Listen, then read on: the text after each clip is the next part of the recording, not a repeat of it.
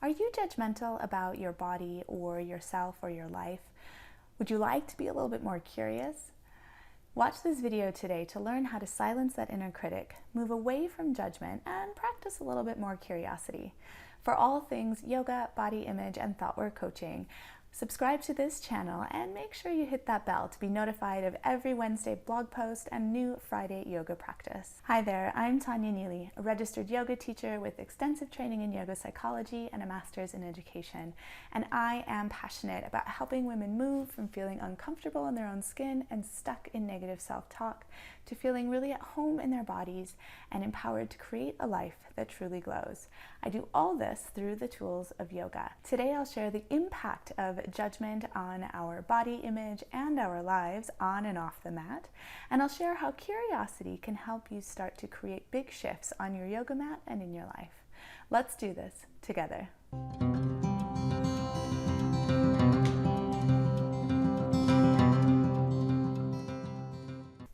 When it comes to our bodies and body image, we spend a lot of time in judgment, probably about 85% or more for a lot of us. Now, in many ways, this makes sense.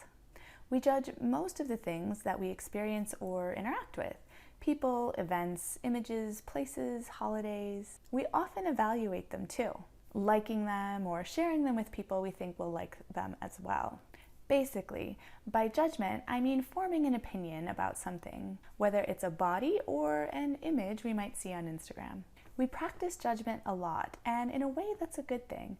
It allows us to know ourselves really well, to know what works for us and what doesn't, what we like and what we don't. It also allows us to find and connect with like-minded people, join communities like this one, and form bonds with people or groups that really mean a lot to us. Our brains are also natural sorters of information. They like to classify, organize, and simplify. This creates shortcuts and creates a lot more space for the more difficult things like calculus or parenting. If you love folk music but hate heavy metal, anytime you hear an acoustic guitar come on the radio, you might tune in and actually find a new song you like. But that electric guitar riff might make you turn the station even if the rest of the song is totally boss. The thing is, judgment is like a muscle, and the more you work it and exercise it and grow it on external things, the more you're also practicing working it and growing it on internal things, meaning yourself, your body image, your thoughts, your emotions, and all the other things in your life. Now, if you see where I'm going with this or nodding your head in agreement, comment below absolutely so we know we're on the same page. All this means that not only do we pass a lot of judgments about things outside of ourselves, we also pass a lot of judgment on ourselves, our body, even our thoughts about our body, which is our body image. We judge our physical selves, our shape, our size, our color, our age, our wrinkles, our lack thereof, what our body can do or can't do. We judge the emotions that we have about our body or otherwise, and then we can even judge the thoughts we have about those emotions or other thoughts that pass through our minds. The point is, we're judging ourselves a lot. Here's a quick example. Say you pass judgment on yourself for having a small chest or your chest being too small, whatever that means exactly. You might make comments to yourself about it or to others. Then you might start to hear yourself making those and feel bad about making them, either to yourself or in front of other people. And then you might start to judge yourself for having made the comment, having had the thought in the first place. It can be a rabbit hole. So why is this a problem? Because we make the judgment about our body, our emotion, or our thought mean something about us as a person. We make a negative thought like, my chest is too small, my thighs are too big, my hair is going gray, which it is a ton, by the way, mean something about us as a person. We assign it some kind of moral value, and then we make choices about our actions or interactions based on that idea. We allow or don't allow ourselves certain jobs, relationships, events, activities, clothing, based on a thought in our brain. But just because it's a thought in our brain doesn't make it true. It doesn't make it morally superior, and it doesn't make it mean anything about us. Does this make sense? Comment below light bulb if this lands for you. So what can we do about judgment? I'm going to invite you to try to replace it with curiosity instead. Curiosity doesn't make assumptions. Curiosity doesn't rely on opinions, and it doesn't make a judgment whether something is good or bad. Curiosity attunes to the present moment. It pays attention. Curiosity begins to build your awareness muscle instead of that judgment muscle. If you're curious, you're interested. And arguably, when you're interested, you're a heck of a lot more interesting. Instead of evaluating, you're listening. You want to learn more. Instead of assigning a moral value to your body, you're curious about it. When you approach your body with curiosity, you're not assigning moral value to it. You're not making it or your ideas of it mean anything about you as a person.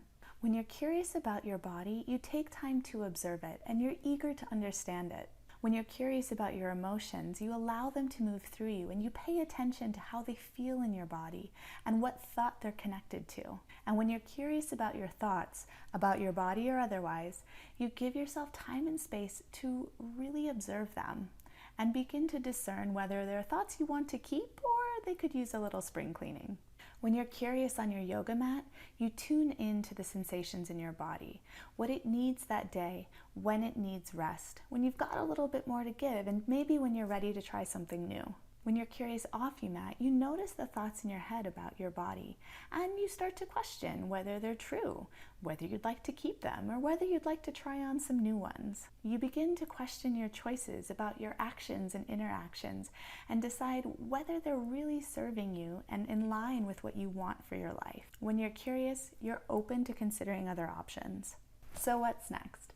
We want to start to build that curiosity muscle, silence that inner critic, and release that judgment. Join me this Friday for yoga together, and we'll work on some practices that will help you release judgment and step into your curiosity. Tune in next week to learn how to manage the stress of holiday get-togethers while staying true to yourself. And if you haven't already, grab that free body image quiz I have available, as well as download that meditation to release judgment. It's one that you can come back to again and again and use anytime you need it. Also, if you're trying to conceive and you've been struggling with judging your body when you're not seeing that positive pregnancy test, do consider joining Fertile Bloom's Trying to Conceive support group. You can find more information in the links below. Thank you so much for joining me today. If something in this video really resonated or really landed for you, please comment below and let me know. As always, you can like and subscribe to this channel so you never miss a Wednesday vlog or a Friday yoga together. And if you know a woman who should be part of this growing community and this important conversation, please consider sharing this video and this channel with her. As always, the light in me sees you and honors the light in each and every one of you. I'll see you on Friday. Namaste.